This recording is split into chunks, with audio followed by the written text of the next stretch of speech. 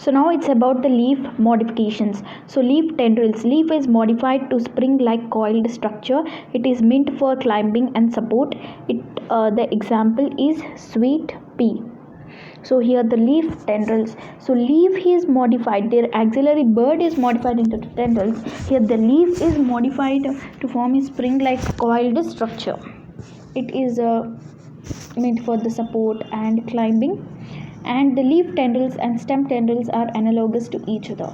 So there we have seen already the stem tendrils.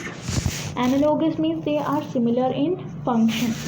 Both of them help in climbing and supporting.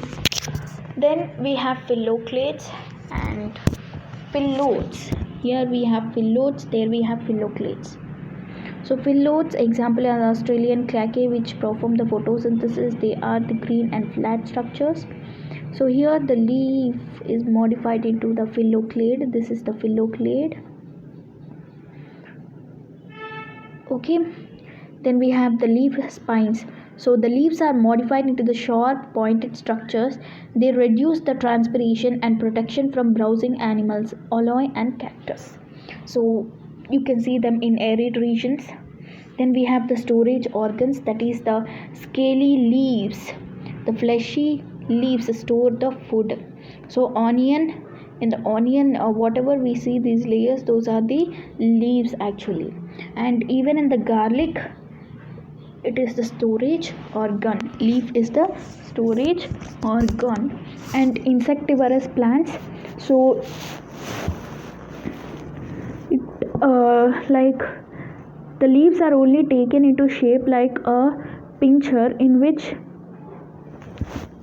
they trap the insects, small organisms, so that they can get the nitrogen from them, because these grow in the nitrogen deficient soils only. So examples are Nepenthes and Venus flytrap and Drosera. Yeah, pincher plant is also a plant only. You can see this tendril, and these are the insects trapped inside, and this is the lid, leaf tip. So that's all in the leaf modifications. In the leaf modifications we have seen the leaf tendrils, leaf spines and phyllodes and storage organ and insectivorous plants. So all of them have the examples. So each of them has mostly 1 or 2 examples, only some has 3 examples, only one of them. So that also you can remember. So what is the example of phyllodes? That is Australian clackae. And what is the example of leaf tendrils? Sweet pea. Leaf tendrils is sweet pea. And there is one similarity between the leaf tendrils and stem tendrils, that is they both are analogous in functions. And analogous is nothing but only similar in functions. Then we have leaf spines, aloe and cactus is the examples. Then we have the storage organ is the one in which the leaves are actually storing the food in them.